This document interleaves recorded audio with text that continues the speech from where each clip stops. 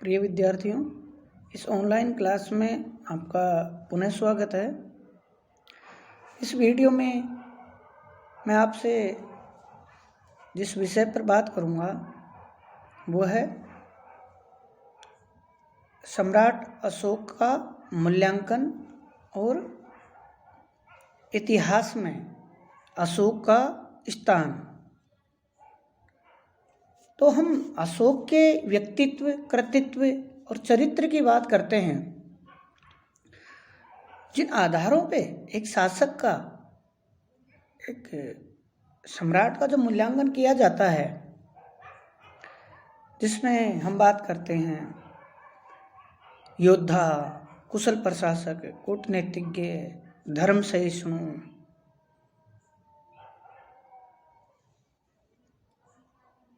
तो इन मापदंडों के आधार पर हम अशोक को सभी श्रेणियों में, सभी मापदंडों में खरा मानते हैं, खरा पाते हैं। तो हम बात करते हैं कि सम्राट अशोक एक कुशल सेना नायक था, योद्धा था। तो इसमें कोई दो राय नहीं है कि विश्व शांति का अग्रदूत बनने से पहले धम्म विजय को अपने शासन का आधार बनाने से पहले सम्राट अशोक को भी युद्ध में, आक्रमणों में किसी प्रकार का कोई संदेह नहीं था, कोई उसको लेकर शंका नहीं थी। वो उस पर चलने वाला था। इसका श्रेष्ठ उदाहरण है, हम देखते हैं कि कलिंग युद्ध और कलिंग विजय, जिसमें उसने विजय प्राप्त की, कश्मीर की विजय के संदर्भ में देखते हैं। तो अशोक एक श्रेष्ठ सेना नायक था, एक योद्धा था, इसमें कोई संदेह नहीं है। दूसरा कि अशोक एक प्रजावत्सल, प्रजा हितैषी सम्राट था। शायद ऐसा इतिहास में कम ही शासकों का उल्लेख मिलेगा आपको जब हम सम्राट अशोक के समकालीन या समकक्ष ऐसे किसी शासक को पाते हैं जिसने शासन का ध्येय, जिसने अपने राजत्व सिद्धांत को एक नई पृष्ठभूमि दी, नया आधार दिया, नया आयाम दिया और एक नई मौलिक सोच के साथ उसने पैतृक राजत्व का सिद्धांत लागू किया, अपनाया, जिसमें कोई शासक ये दावा करे कि समस्त प्रजा मेरी संतान के समान है। जिस प्रकार मैं अपनी संतान का सभी प्रकार से कल्याण चाहता हूँ, उत्थान चाहता हूँ, विकास चाहता हूँ, यही लौकिक भी और पारलौकिक भी। तो अब आप सोच सकते हैं कि एक कुशल, एक प्रजावत्सल शासक के जो आयाम अशोक ने स्थापित किए वो कितने श्रेष्ठतम थे। हम बात करते हैं धर्म सहिष्णुता की। तो अशोक प्रारंभ में ब्राह्मण धर्म का अनुयायी था, धीरे धीरे वो बौद्ध धर्म के प्रभाव में आया और बाद में बौद्ध धर्म को अपना लिया। लेकिन बौद्ध धर्म को स्वीकार करने के बाद भी अशोक ने सभी धर्मों के कल्याण की कामना की, सभी धर्मों के प्रति उदार रहा, सहिष्णु रहा। वो अपने 12वें स्तंभ लेख में, शिलालेख में स्वयं कहता है कि जो व्यक्ति अपने धर्म की प्रशंसा और दूसरे धर्म की निंदा करता है वह अंततः अपने ही धर्म की हानि करता है। तो आप इससे यह अंदाजा लगा सकते हैं कि उसके हृदय में अन्य धर्मों के प्रति कितना मान सम्मान और उदारता रही होगी। वो सभी धर्म के अनुयायियों को एक साथ समन्वय, मिलकर प्रेम से रहने के लिए संपूर्ण विश्व को एक भ्रातृत्व भावना के रूप में बांधने में विश्वास करता था। तो अशोक के चरित्र में सारी चीजें हमें दिखाई देती हैं। अब हम बात करते हैं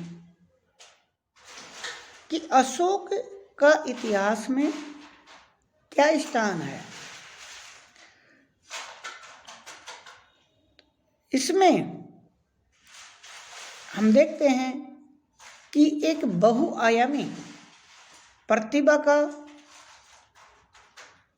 शासक था, जिसने सर्वप्रथम विश्व के सामने विश्व बंधुत्व, भ्रातृत्व, सर्वधर्म संभाव, सर्वधर्म कल्याण, सर्वधर्म विकास, उत्थान का विचार लोगों के सामने रखा। इतिहास में ऐसा कोई शासक के उदाहरण नहीं मिलते जिसने अपने उपलब्धियों की, अपने उत्कर्ष के प्रकाष्ठा पर जाकर कोई युद्ध में विजय के बाद भी सदैव के लिए युद्ध नीति को बंद करके ये घोषणा की हो कि सैन्य विजय, सैनिक विजय, शस्त्र विजय, ये औचित्यहीन है, अर्थहीन है, इनका कोई महत्व नहीं है, बल्कि धम्म की विजय श्रेष्ठ है और उसके लिए प्रयास करना चाहिए। विश्व को सर्वप्रथम जो हम बातें बहुत करते हैं, कहते हैं, सोचते हैं, जिनको लेकर बड़े बड़े सीरियल बन गए, फिल्में बन गई, जियो और जीने दो,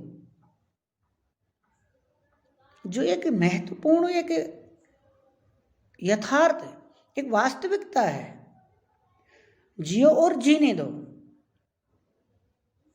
ये सिद्धांत किसने दिया? अशोक ने दिया। तो अशोक का जो स्थान है इतिहास में, वो केवल व्यक्ति विशेष की टिप्पणियों से, उनके विचार से, उनकी सोच से,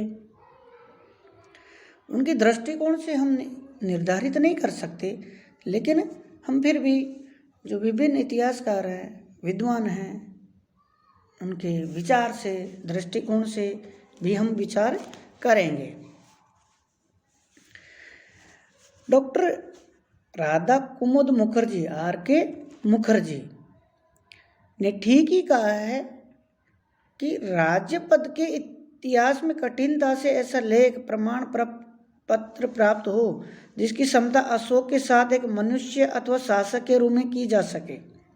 वैसे कुछ विद्वानों ने इसकी तुलना अन्य महान लोगों के साथ भी करने का प्रयास किया है।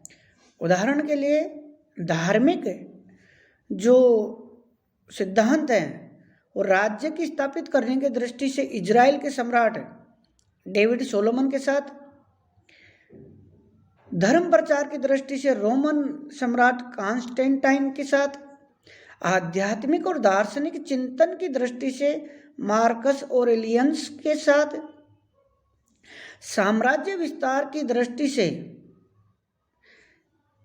चार्लोमग्न के साथ और खलीफा उमर से, और सहिष्णुता की दृष्टि से अशोक की जो बराबरी या समानता या तुलना मुगल सम्राट अकबर के साथ की जाती है। परंतु इस प्रकार की तुलना से वे अशोक के एक पक्ष के साथ ही कर रहे हैं, न कि अशोक के समग्र व्यक्तित्व के साथ। उदाहरण के लिए अशोक और कॉन्स्टेंटाइन को ही लें। ये ठीक है कि जिस प्रकार अशोक ने बौद्ध धर्म के प्रचार प्रसार के लिए कार्य किया, उसी प्रकार कॉन्स्टेंटाइन ईसाई धर्म का प्रचार प्रसार किया। परंतु जहाँ कॉन्स्टेंटाइन स्वार्थ बुद्धि चालकता, चालाक, अंधविश्वासी, निष्ठुर, निंदापरायण था, वहीं अशोक इसके बिल्कुल विपरीत था। वो किसी भी का भी निंदक नहीं था, किसी का भी आलोचक नहीं था, बल्कि सर्वधर्म का विकास, उत्थान, समन्वय और सह अस्तित्व चाहता था। कॉन्स्टेंटाइन ने अपने अन्य धर्मों के प्रति असहिष्णुता का परिचय दिया। अशोक के हृदय में सभी के प्रति सम्मान की भावना थी। इसी प्रकार आध्यात्मिक और दार्शनिक चिंतन की दृष्टि से मार्कस आरेलियस निश्चय ही अशोक के समान था, परंतु उसने अपने व्यावहारिक जीवन में वह अपने आदेशों को या अपने आदर्शों को, अपने विचार को, अपनी सोच को स्वयं ही व्यवहार में अपना नहीं पाया। अशोक की कथनी और करनी में किसी प्रकार का कोई अंतर नहीं था। अकबर निश्चय ही सहिष्णु था, परंतु उसकी सहिष्णुता राजनीतिक उद्देश्यों से प्रेरित थी और उसने न तो स्मारक बनवाए और न ही पुराने स्मारकों की मरम्मत करवाई जिस पर उसके अभिलेख मिले हैं। युवावस्था में अशोक ने अपने आप को सुयोग्य राजनीतिज्ञ तथा सफल एवं पराक्रमी सेनानायक सिद्ध कर दिखाया। तक्षशिला के विद्रोह को दमन से भी ये साबित होता है। इसके बाद हम देखते हैं कि कलिंग युद्ध के भीषण युद्ध के बाद, पश्चाताप के बाद, भयंकर विनाश के बाद उसकी करुणा फूट पड़ती है और हमेशा हमेशा के लिए हिंसक शास्त्रार्थों को फेंक कर धर्म विजय का मार्ग अपना लेता है। संपूर्ण संसार में अपना दिव्य संदेश सुनाता है। एक बार इस मार्ग पर चलने के बाद अशोक की भांति और कोई न तो सरल और पवित्र जीवन का बिता पाया और न ही अपने शास्त्रार्थों को छोड़ पाया। ऐसा केवल अशोक कर पाया और ऐसा सीजर, सिकंदर और नेपोलियन भी करने में असमर्थ रहे। संसार के दूसरे किसी सम्राट में सैनिक पराक्रम हो सकता है, सैनिक यानी कुशल, श्रेष्ठ सेनानायक, श्रेष्ठ योद्धा। इसके अलावा वह धर्मनिष्ठा, धर्म के प्रति निष्ठालु हो सकता है, सत्य का पालन करने वाला हो सकता है, त्यागी हो सकता है, दया, परोपकार, लोक कल्याण, लोक सेवा, समानता, इस सब के साथ एक प्रशासनिक कुशलता का एक साथ संयोग नहीं देखा जा सकता जो अशोक के चरित्र और व्यक्तित्व और कर्तृत्व में हमें दिखाई देता है। अशोक का सही मूल्यांकन इतिहासकार H.G. वेल्स करते हैं। वो कहते हैं,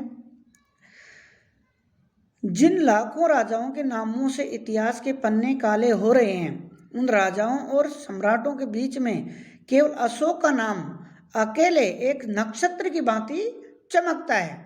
वोल्गा से जापान तक आज भी उसका नाम सम्मान से लिया जाता है। चीन, तिब्बत और भारत में उसकी महानता की परंपरा को बनाए हुए हैं। जिन लोगों ने कॉन्स्टेंटाइन और शार्लमेन का नाम सुना है, उनसे भी अधिक लोगों ने और अधिक लोग आज आदरपूर्वक उसका स्मरण करते हैं। तो आप इन चीज़ों से, इन पंक्तियों से, इन भावों से हम देख सकते हैं कि सम्राट अशोक का इतिहास में क्या स्थान है, जिसने विश्व बंधुत्व, भ्रातृत्व, समानता, प्रजा को संतान के समान मानना, जियो और जीने का शांतिपूर्ण सहअस्तित्व, समन्वय जो सिद्धांत, विचार न केवल अपने व्यक्तिगत जीवन में बल्कि सार्वजनिक जीवन में भी जिसको अपने व्यवहार में उतारा, ऐसे दुर्लभ शासक इतिहास में अशोक के अलावा शायद ही हम, जैसे पहले मैंने आपको इस वीडियो में अपने देखा कि एक पक्ष व्यक्ति का एक दृष्टिकोण, एक विचार, एक कार्य के साथ उसकी समानता तुलना करना आसान है, लेकिन जिसके समग्र चरित्र में, व्यक्तित्व में, कर्तव्य में वो ऐसी समग्र चीज़ें दिखाई दें तो आप सोच सकते हैं कि सम्राट अशोक में वो सारी चीज़ें दिखाई देती हैं। और आज भी भारत में, चाइना में, तिब्बत में या यूँ कहें और भी अन्य देशों में बड़े सम्मान और इज्जत के साथ है, या यूँ कहें कि चाहे आप राजनीतिक संदर्भ में देख लीजिए, चाहे धर्म के संदर्भ में देख लीजिए, या सह अस्तित्व और समन्वय की दृष्टि से देख लीजिए, चाहे एक प्रजावत्सल शासक के रूप में देख लीजिए, और चाहे अहिंसा के संदर्भ में देख लीजिए, चाहे बौद्ध धर्म के प्रचारक के रूप में देख लीजिए, या ऐसा शासक, ऐसा सम्राट अद्वितीय और बिरले ही हुए हैं, जिनमें से सम्राट अशोक एक अद्वितीय और महानतम सम्राटों में से एक है। धन्यवाद।